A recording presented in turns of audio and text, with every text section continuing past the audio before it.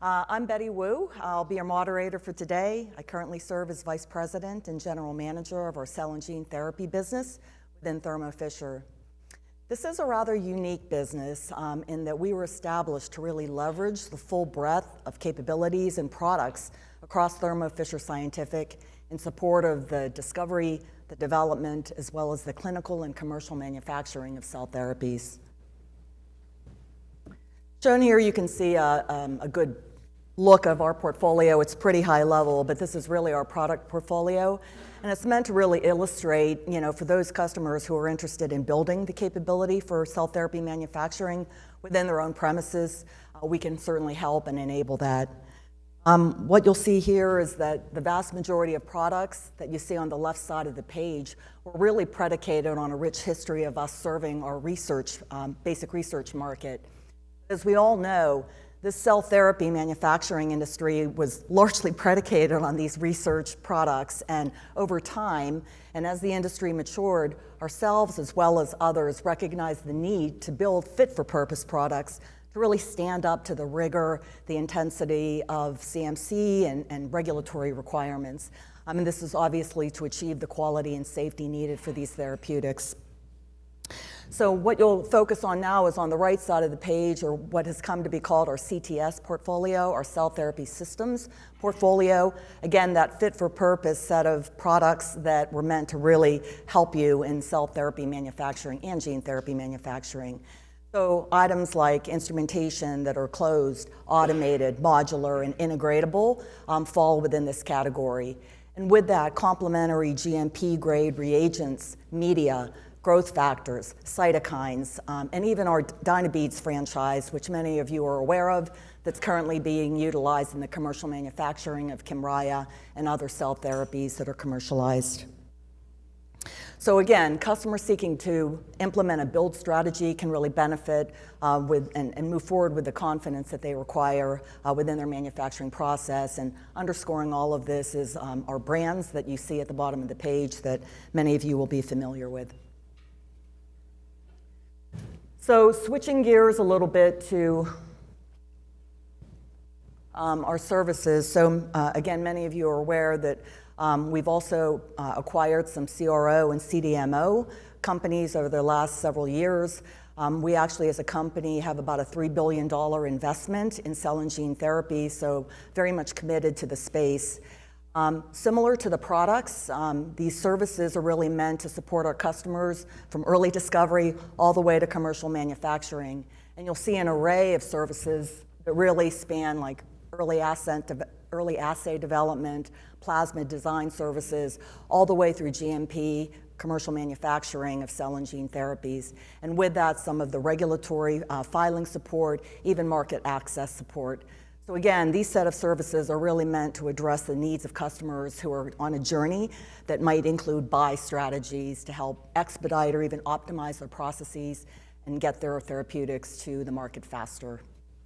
In essence, or in short, we like to think that Thermo Fisher can help be a terrific partner for build or buy strategies, so really covering the entire spectrum of our customers' needs. Okay, kind of bringing us back to the panel discussion for today, what you see reflected is the current platforms that are offered through Thermo Fisher for cell therapy manufacturing. From what we understand, therapeutic developers, at least for CAR-T autologous manufacturing, can use upwards of 120 different products from different vendors just for this workflow alone. And that's kind of put into a process, maybe 40 steps or so in that process. So obviously very error-prone, very labor-intensive, complex process that we're really hoping to help solve through automation. And so earlier this year, we launched the first module of what will be a suite of software modules that are off the shelf and really meant to address some of the digital connectivity and the interaction between these hardware platforms. So they all operate within a compliant, we rely on Delta V and that network in order to confer that digital connectivity. It really serves as a middle layer between the instruments as well as the distributed control systems. So with that, I think we'll turn to the panel. we have the good fortune of really having a good balance actually of three individuals. One of them is actually a user of automation, and the other two are providers of automation. So maybe I will start with my immediate left. Fred Parietti is the CEO and founder of Multiply Labs. Dmitry Fradkin comes to us from Kite, where he is head of automation and systems development. And then finally, we have Edwin Stone. I love this title. He's head of future automation for TTP. We're going to be taking this next 45 minutes or so in three chunks. The first is a little bit of setting the stage for the discussion. The second piece will really be looking at challenges and opportunities in front of us for implementing automation. And the third part will be looking at that crystal ball at the future of what we see maybe 10 years from now in terms of where the industry is going to be with respect to automation. Okay? All right. So maybe I'll start with a couple icebreaker questions just so you can get a sense of their program. So maybe I'll have the opening question to Dmitry. So Kite is kind of that pioneer in cell therapy applications for hematological cancers. Great successes there. So can you tell us a little bit about your current cell therapy program and your approach to applying automation within that program? Yeah, sure. First, I just want to say thank you, Betty, and the organizers for the opportunity to be here. It's been a great event, and I look forward to the rest of the days. So a little bit about Kite. We have two approved cell therapies on the market, Yescarta and Tecartus. They're both autologous CAR T therapies that utilize viral vector. We have three manufacturing facilities, one in Southern California, one in Maryland, and one in Holland. We also have a viral vector manufacturing facility right here in Oceanside that just got approval recently. Yay. Yeah, as far as our approach to automation, I don't think it's very different to our approach or anyone's approach to like a big endeavor or a big project. It requires in this space a big investment, time commitment, and long-term planning. But I think if I would say what the critical part of the approach would be is kind of in the beginning, really developing a shared vision within your organization around like what you want automation to do, like what is your end state for process, for testing, and how do you see in the end automation fitting into that. And I mentioned that instead of going into details about we use this equipment or we have this great idea or this great process, because in my experience here and elsewhere, you can have the best idea for automation, the best plan, the most innovative approach, and there's a very low chance that it's going to meet its full potential if that first part isn't there in like a solid way. And so it's super important to get that part right, where you're getting this common understanding around what problem are we trying to solve with automation, and out of that you can get your understanding of your design space and get some requirements out of that, and then kind of move on to your next step, which is kind of like the how, like how are we going to do this. And I think this part's kind of interesting because usually, at least for me, this will be kind of the easier part. Like once you know what you want to do, it's just a matter of doing it. And for pharma, usually would look like beginning a search for a partner who you think has the capabilities and expertise to kind of build the thing and see through your vision. However, that dynamic between client and equipment vendor or automation provider, however you want to call it, has been different, I think, than what a lot of people expect in this space. And it's created a good amount of challenges, but for me, all it means is that first part becomes even more important, where it's like, okay, now you really need to know exactly what you want and very clearly have an understanding of that. Because if you don't and you're not careful, then you can be in a situation where there's something you really need to execute your strategy, but maybe it's not something that your partner or vendor are interested in doing or providing. And so getting that kind of figured out early, both within your organization and with whoever you want to partner with, I think is, I would say, our approach. Terrific. It's a really good segue to, kind of ask Fred for some commentary as an automation enabler or provider, as you said. So I like Fred to kind of walk through his philosophy, or not TTP, sorry, Multiply Labs philosophy around automation. And just maybe a quick comment. We'll talk about standardization in a little bit, but we really want to look to scalable automation solutions, and the way to get there may or may not be customized solutions. So I'll invite Fred to comment on that.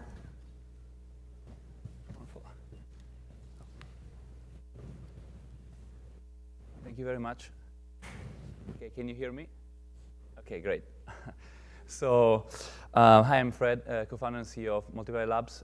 Thank you very much, Betty, for inviting me to be here. It's a pleasure. And so I would like to tell you a little bit more about our approach to cell therapy manufacturing. And I think the key word here is really standardization and modularity.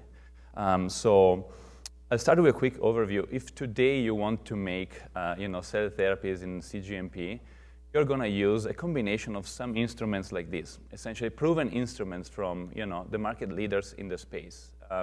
We designed an automation system right from the start that is compatible with these instruments. In fact, most of the names you see here, including Thermo Fisher, are our partners. We created a consortium with UCSF. Thermo Fisher is also a partner, exactly to develop automation that is compatible with state-of-the-art instrumentation, consumables, and reagents. So how does this work? Essentially, as you can see, every instrument goes into what we call a robotic module. And then the robotic modules can be combined. Great, the video's working.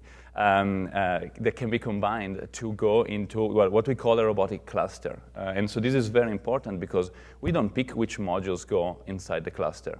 It's our partners who do. So it's super important for us that the automation approach is very modular and adapts to a process as opposed to prescribe to a process. We are engineers, so we don't tell you how to run your process.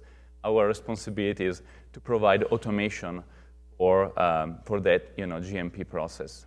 So compatibility, I would say, is the first principle that we followed in our design. The second principle, which is equally as important, is flexibility.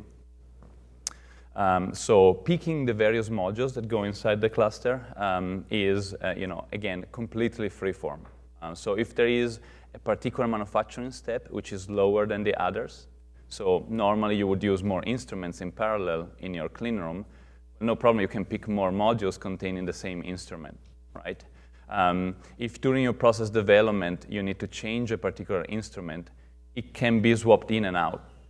It's designed to do that very rapidly. So again, we designed this to have the least possible constraint to the partner in the implementation of automation on top of their existing processes. And future processes too, because you can swap in a module with a new instrument when a new instrument becomes available. So I have another video here just to show you what this flexibility leads to. So here you're going to see a section. Let's see. So that's the outside of the robot. Oh, sorry. Let's see. Go back.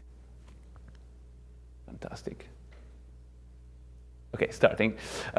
So what's going on inside, right?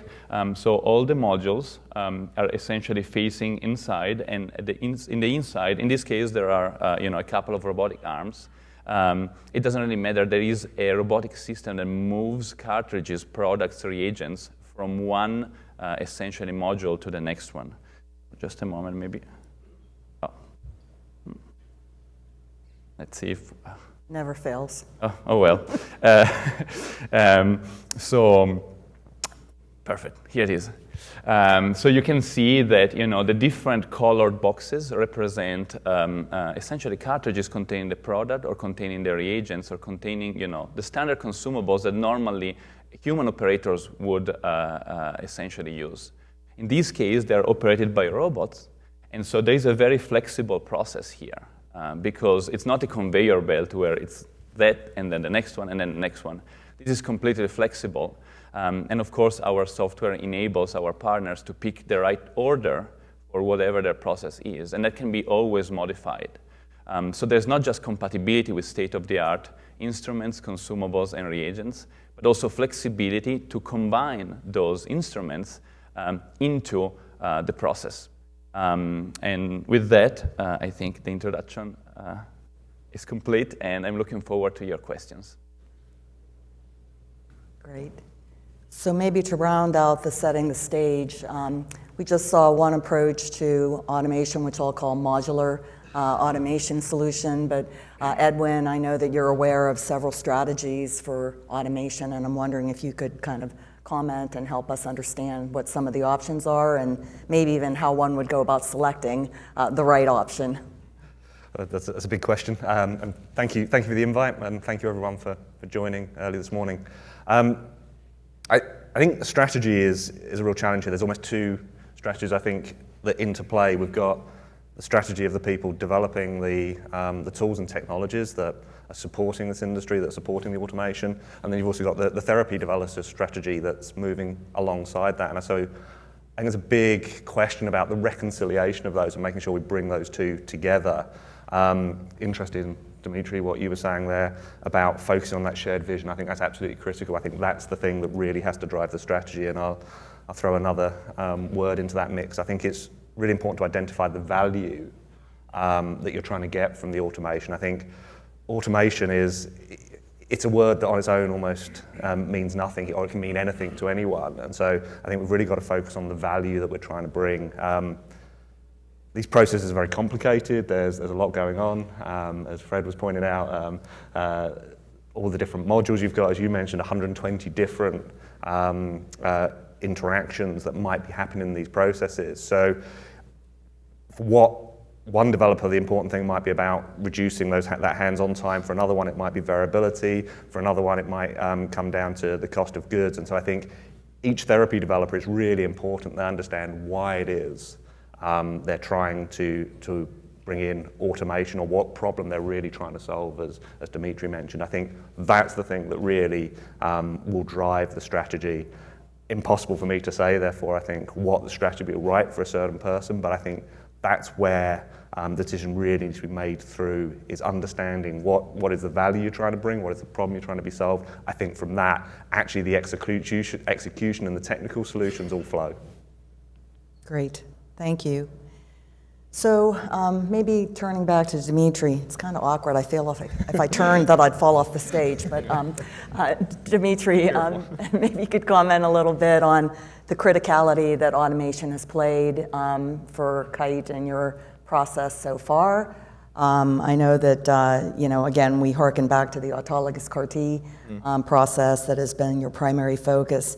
And was there maybe a tipping point at which time Kite decided we need to implement automation? Was there a trigger maybe that incentivized you to move and do it? Yeah, I mean, well, in one part, it's a simple calculation of, this is our capacity with the current process and our current footprint. And if it's not enough to meet demand, then, what options do you have? You either expand or figure out how to be more efficient with your time and your space. And I think that's definitely that second one is the more preferable option to most people. So I think that is what created kind of the more obvious reason for needing it, is just to meet demand. And And also for a lot of the other reasons we already mentioned, like quality and consistency and things like that. And I think also a big part of it is to kind of help the knowledge part of our business. For autologous, we have so many, at this point, thousands of patients, thousands of starting points of starting material, and then an idea of like what the result is at the end.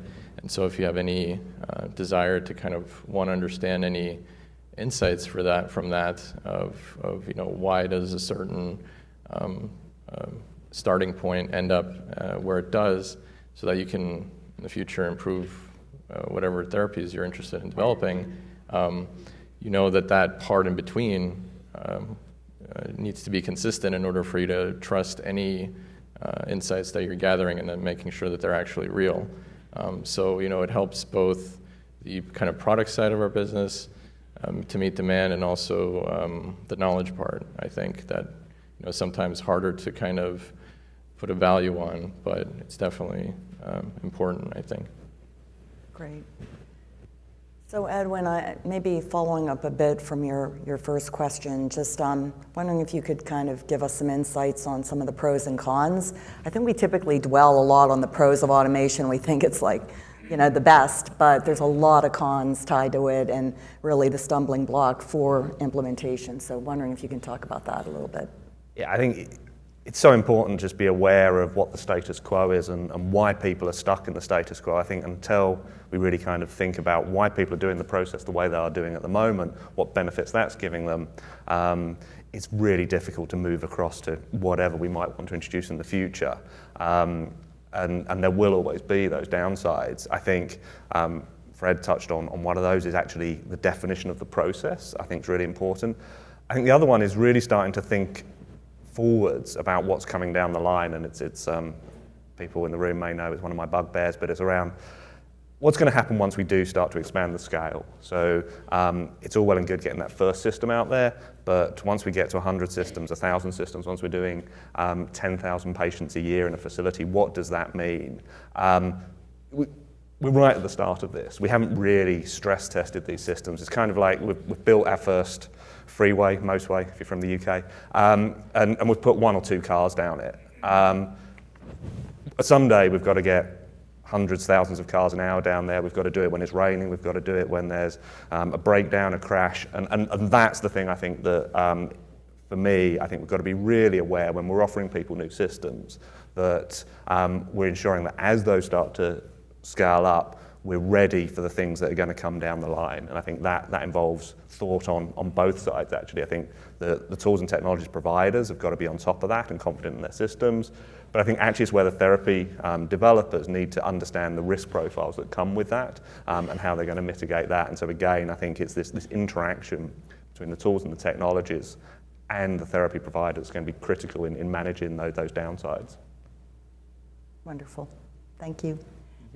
Fred, you're currently in the process of implementing your first robotic cluster at UCSF, correct? And just wondering if you could share some real-time feedback on what challenges you and UCSF has perhaps faced in that implementation.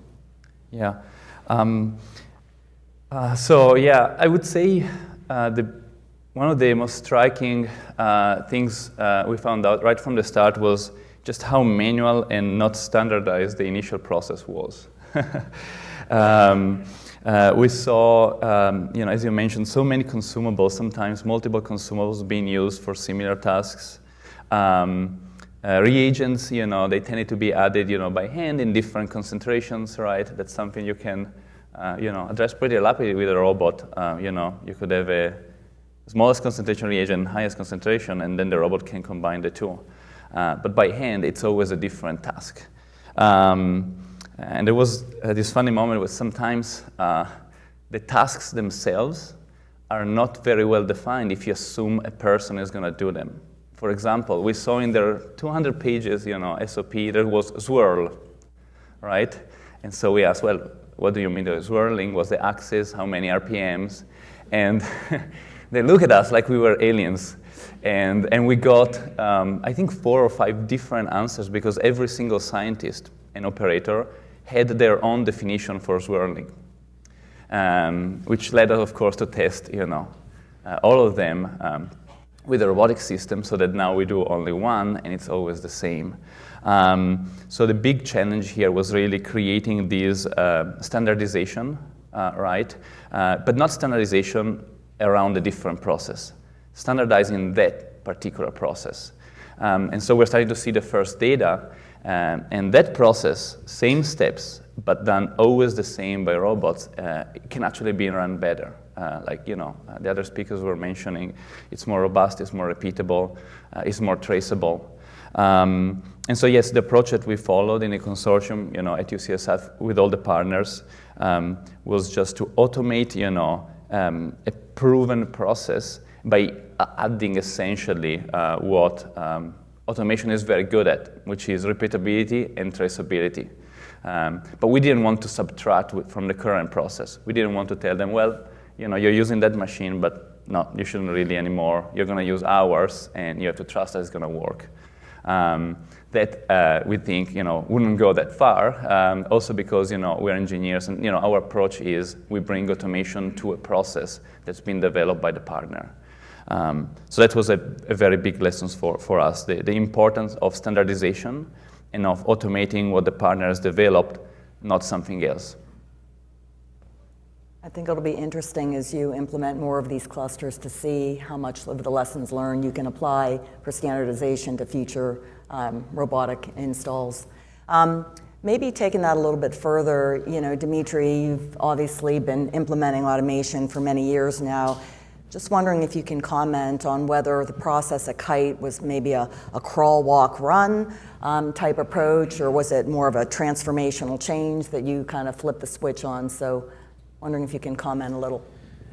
Yeah, I think you could describe the overall effort as transformative, but the way to get there was definitely, I think, a crawl and iterative approach.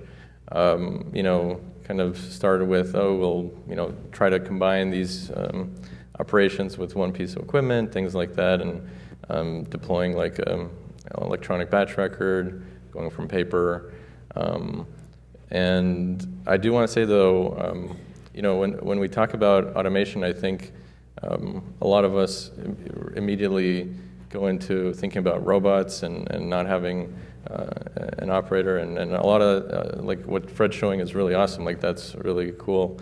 But there's also a lot of aspects of automation that that you can implement that don't that is not essentially looking to negate the need for an operator. It's looking to kind of maybe make their job a bit easier and less stressful. If you think about maybe something like checkout free grocery stores, things like that. Well, how do they work? There's sensors everywhere that are kind of getting an understanding of what you're doing in the store and are able to process your bill at the end.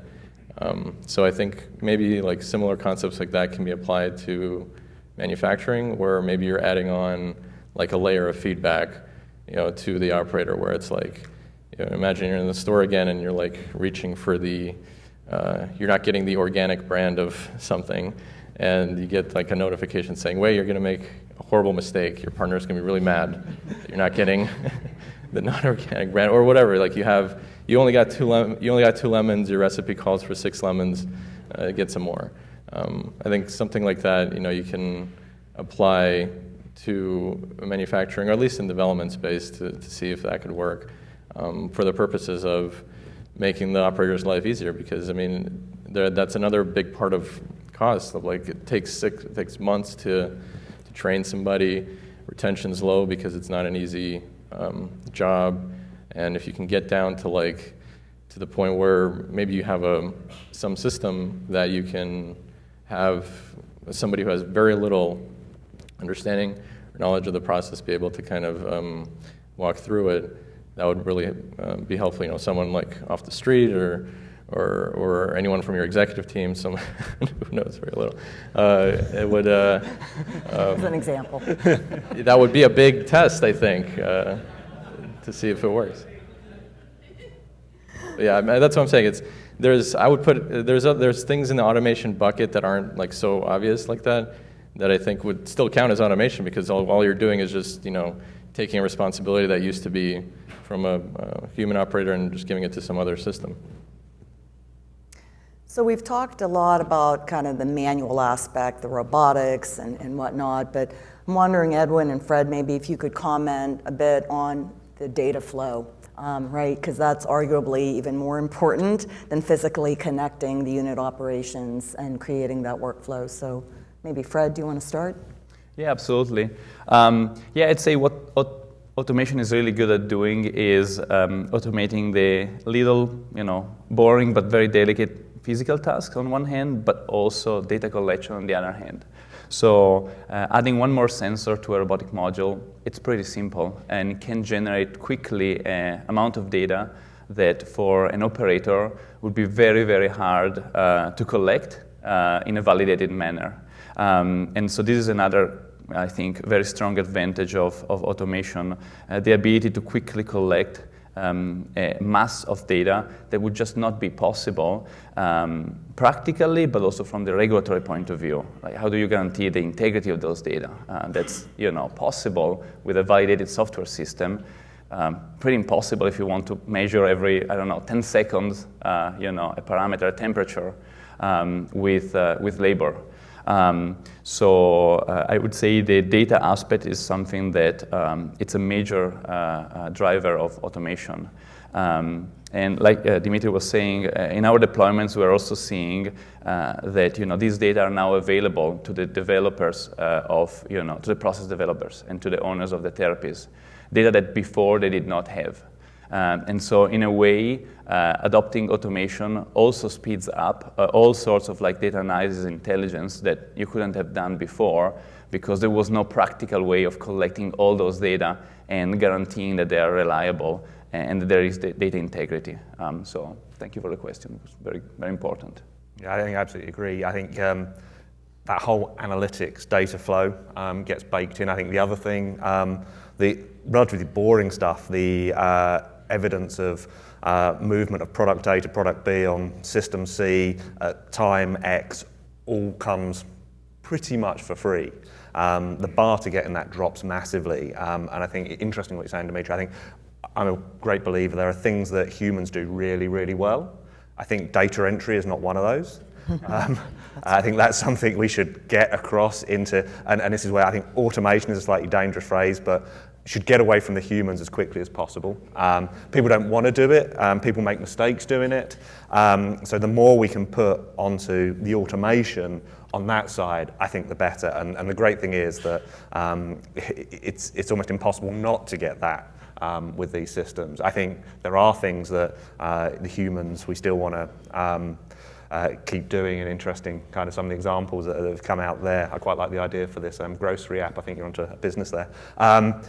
But I think that error correction piece, I think anything where there might be a need for a human to recover an error, I think that is a lot harder to do in the automation. And I think that's where you get two very distinct categories. But I think the data, the analytics, and particularly that data entry piece, I think we should get that across into digital systems, let's say, as quickly as we can. Makes a lot of sense, yeah.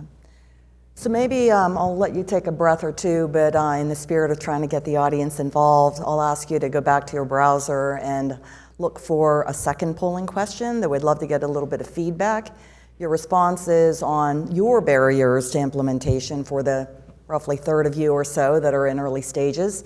Perhaps you could just give us a little bit of your feedback. It'll populate a word cloud, and then I'll put the panelists a little bit on the spot to try and incorporate the word cloud into your next set of responses here for the final question. So no pressure or anything.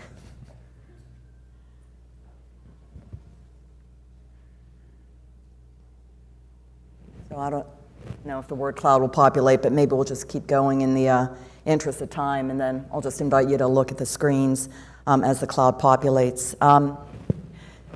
So, Dmitry, when you think about some of the risks that are introduced through automation, how are you thinking about implementing automation into an existing process and enhancing it as opposed to creating a new process that embeds the automation in it from the start?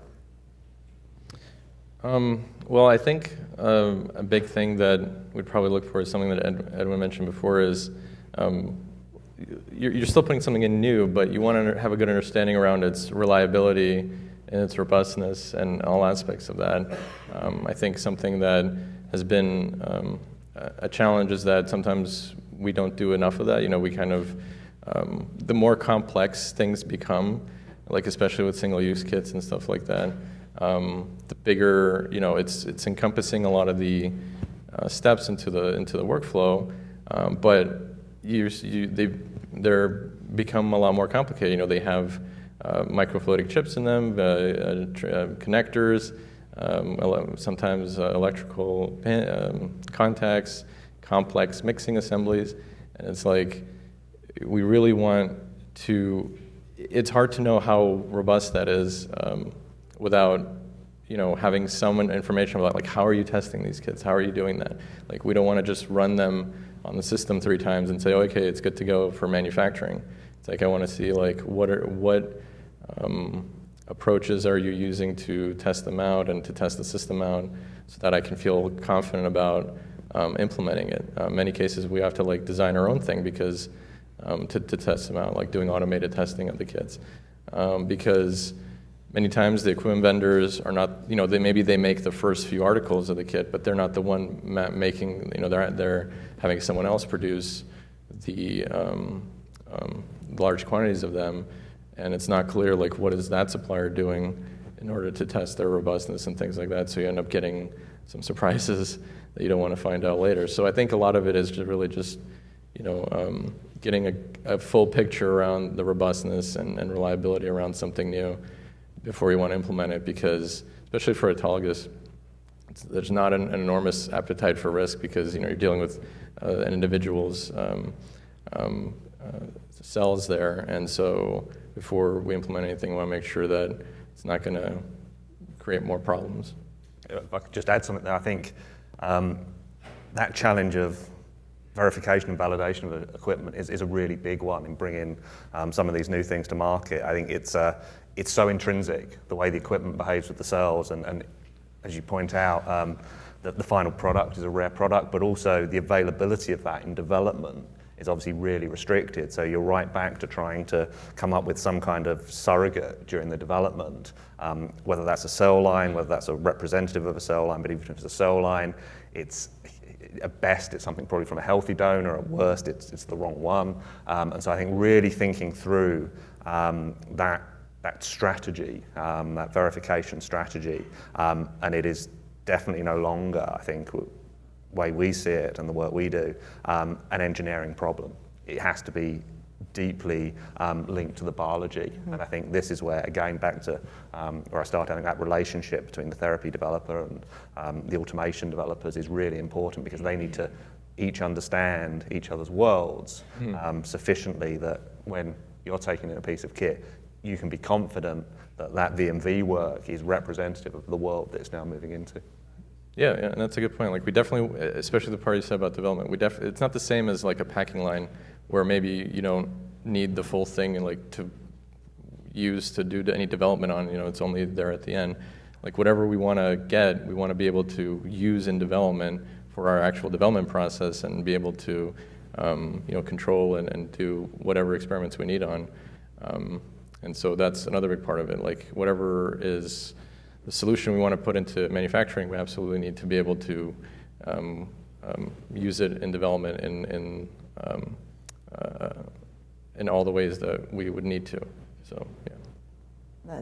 That leads me kind of to the next question. Is there a good time that we should be thinking about applying automation within that continuum, right? So you mentioned in development, so process development, is that the right time to start thinking about your automation solution, or is it kind of further downstream where the rubber meets the road?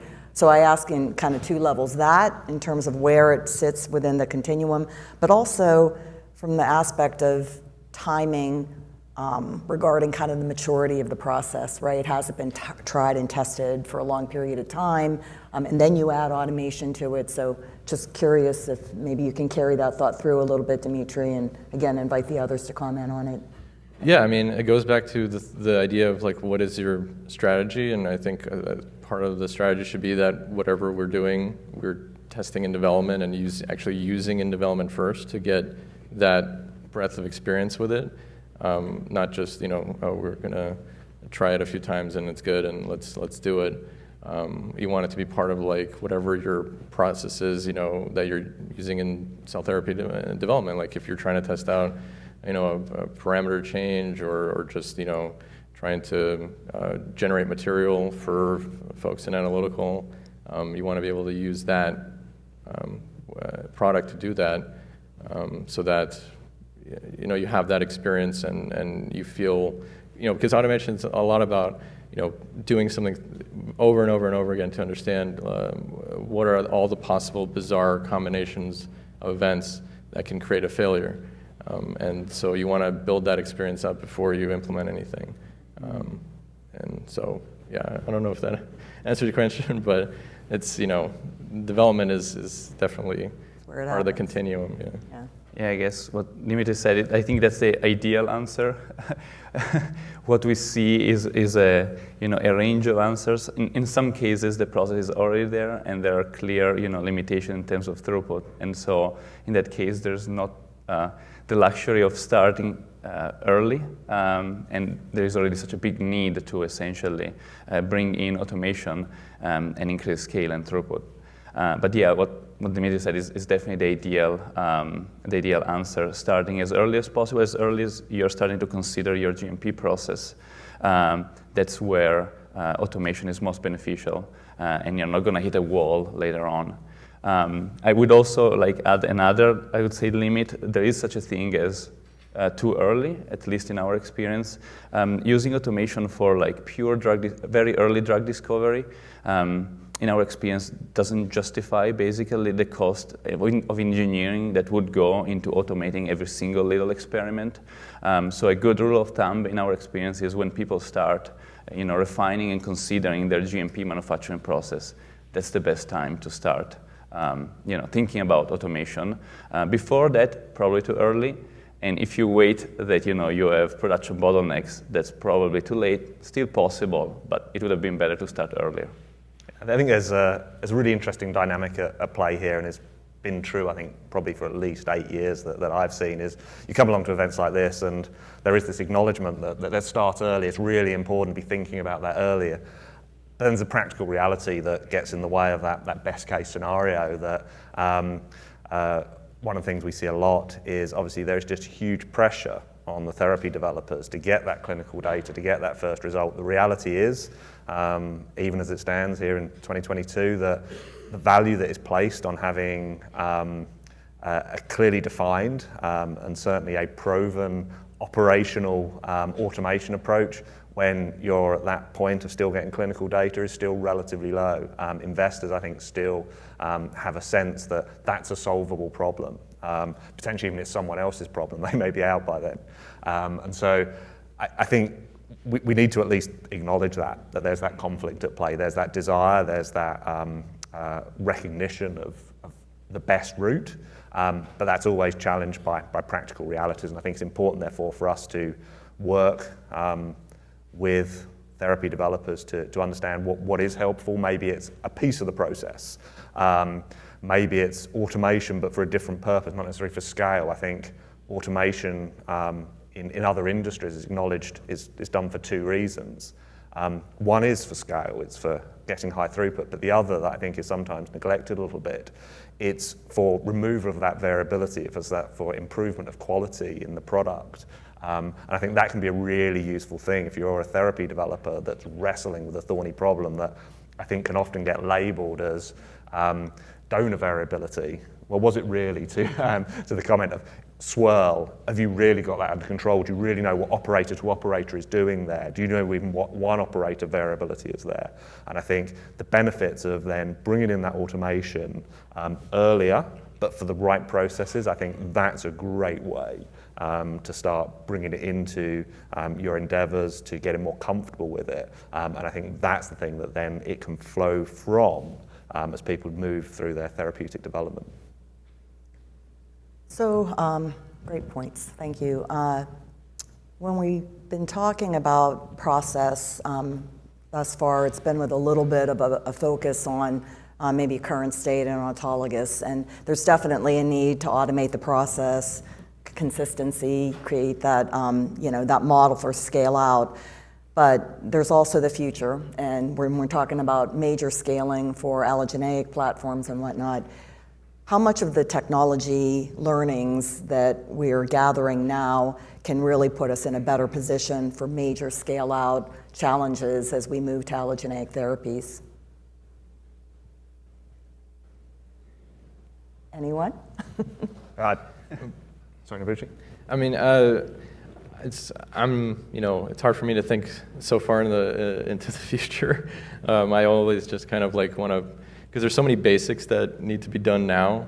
That's what I'd prefer to focus on. So, for whatever piece of, what I would love to see 5 years from now, just the basics of like, equipment that's been, we do testing with the kits, and also, equipment vendors, there's no more of this black box approach to equipment that, they're open and we can use them however we like. I think those two things would be great. And also just looking at more ways to integrate or bring testing and process closer together, because I think that's those are just general trends that I think will be important in the future, and I think can be done now, but it would be great to get more progress on them. My answer is a little bit counterintuitive, because from an engineering point of view, every time we see a new process, because of our approach, we ask, well, which instruments are you using, which consumables, which reagents, and we see a lot of similarities: allogeneic, autologous, also different types of immune cells, even non-immune cells.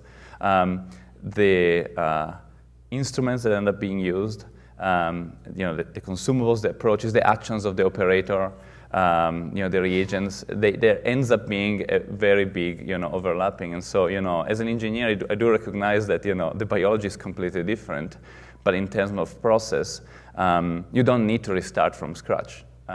What you did for one process, for one partner, in fact, largely applies typically to all other processes and partners that are operating in GMP. And so I guess, a little bit of hope, but, what we're doing right now for automation, what the industry is doing, which I think, is definitely much needed, I think we'll have a really long time utility as long as it's done with this standardization in mind, as long as all these instruments are compatible in the same framework.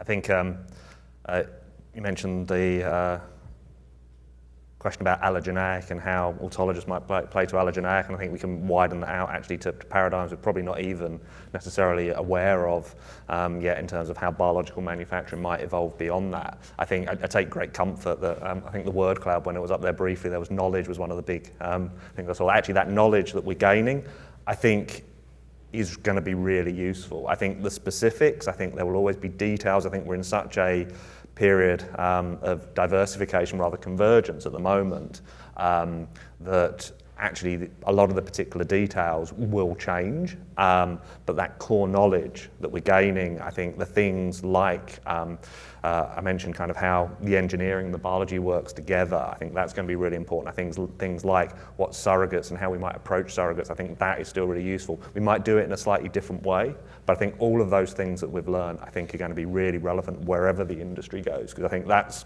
the one thing, I think the last few years that have taught me, I had perhaps naively a sense that by now we may actually be seeing some convergence, we may actually be seeing some things winning out. I think probably actually in a really positive way. We're not necessarily, I don't think anyone can sit here and predict currently how successful allogeneic will be compared with autologous.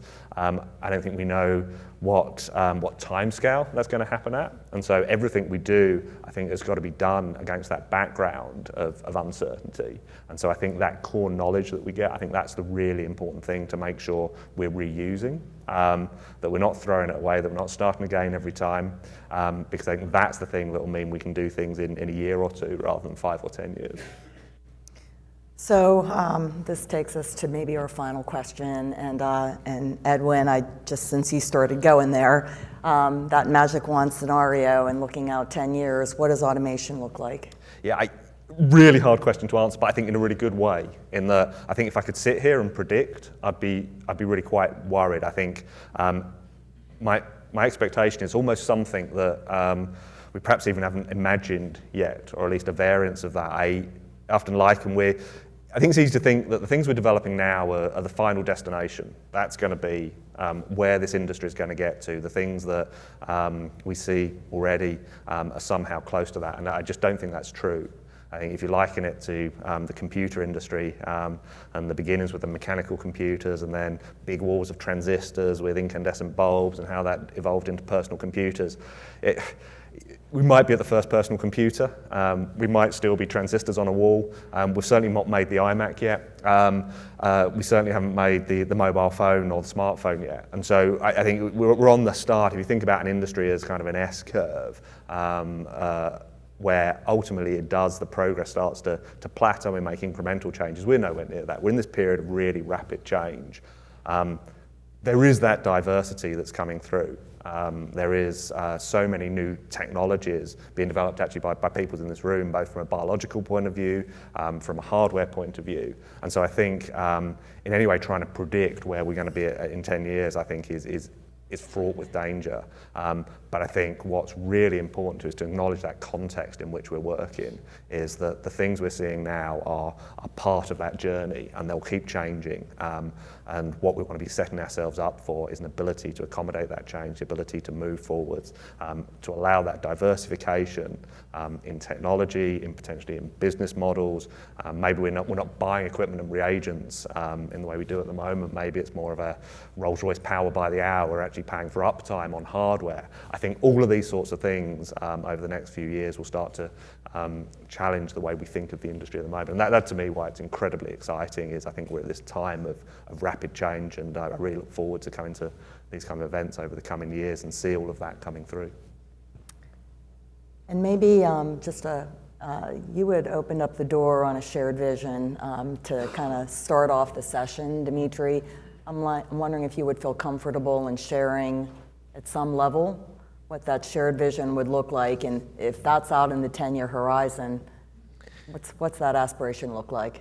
Yeah, I mean, I think at Kite, I think we need to refine it a bit, but I mean, the general sense is for autologous, we need to close the process and make it just more consistent and more, and be able to do it in a less amount of space, basically, so that we can utilize our space better. But in terms of, like really forward-looking 10 years out, similar to what I said earlier, it would be great to just have some of the basics. And for people who create equipment, who create robots, having maybe more of like a universal open source products that have a common interface, things like that, would be great. But I agree with what Edwin said, is that it's can be hard to predict. But I think as long as some of the basics are there, then whatever is the need, the biological need, will be a lot faster and easier to put together. You're not like rewriting the same thing whenever you go to a new company. It's like, oh, I got to redo this again. It's all kind of there and easier to just get going with. Yeah, that's I completely agree with this consideration. So I think the main question here is, how do we future-proof, the work that we're doing now in automation, because there is a huge need now, and we know we're going to need it, 10 years from now too. From our vantage point, we see every major, instrument maker working on next generation instruments. So it's sure that 10 years from now, the level of instruments we will see, will be much more capable, much more rapid. We're also seeing a lot of startups and younger companies also coming up with their own alternatives, right? So it's hard to see now who will be the dominant solution, but we for sure know that there's gonna be a next generation of technology. And so from our point of view, the best way to future-proof that is to make sure that whatever we do now is also applied to that next generation, so that they are instantly compatible with the same automation strategy or philosophy the moment they come to the market. And it really goes down to what Dmitry was saying, building something that's universal, which is another way of saying building a standard that every player in the industry can use to communicate with the other instruments and of course with the the therapy developers. And so I think this is really the most important point that we can do now. And if we do that now, the future, the next steps are going to be based on this current technology as opposed to restarting from scratch. Really terrific way to end the formal questioning of the panel. I thought I'd open it up to maybe a couple questions from the floor in the remaining minutes. There's a Hi. How do you think about automation? And you talked a little bit about it before, but when you're going from clinical trials through to later stage clinical through to approval, and what is viewed as a process change versus not a process change? Have you wrestled with that? Yeah, definitely. I mean, there's, for example, back before when we did, when I was at Juno BMS, we did analytical automation. And it was so hard to do it like retrospectively, like after you already filed, saying you want to use an automated method. That was like obviously a big change to make. And so the vision or the effort that we tried to do so much was to let's try and just do it from the start. Like if we're saying that we have this method and it's automated and we've already used it for this product, then like the next thing that comes along, like let's just start from there from the beginning and not try to, redo have a qualified manual method again. I mean, but it's tough. That's what I was mentioning about the shared vision, because some people say, oh no, wait, we always need to have a backup or something like that. And when you do that, that's understandable from a risk perspective, but it's also like completely removing all the benefits you get from automation, which is not having to, have another method to train or another thing to do. But obviously it's always so much easier to do anything earlier on. If you want to do it later, it's usually a big lift, because it involves the whole site almost having to do like a big change just for this piece of equipment or just this automation, which can be a big contentious point, like, hey, do we want to do this right now just for this thing or not? So it's usually better to have it like as part of the package or the MPI that you're starting off with, and have that as an item in there rather than trying to do it later. But it's almost, it's very difficult to do that if you don't have a lot of experience with it. You almost always have to do it later. Like it's very unlikely for your, I think, first program that you're going to be doing a ton of automation. So does that a bit answer your question? Obviously, the earlier you can do it, the better. The later is always more work for everybody.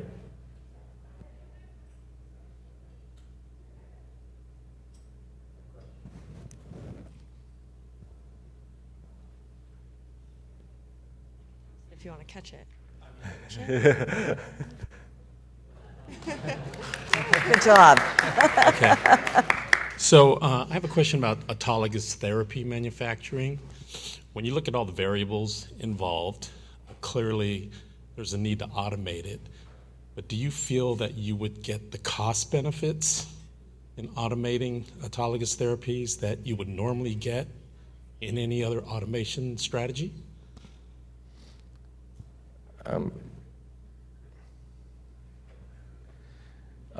Yeah, I think so. Because like I mentioned before, when you look at what the current process is able to deliver in terms of your capacity, in order to meet the demand, you'd either have to build more facilities to meet that demand, or figure out a way to automate the current process and be more efficient. So yeah, I mean, there's definitely a cost benefit. Otherwise, we wouldn't be trying to do this. It would be a real challenge having as many facilities as you need with the current approach.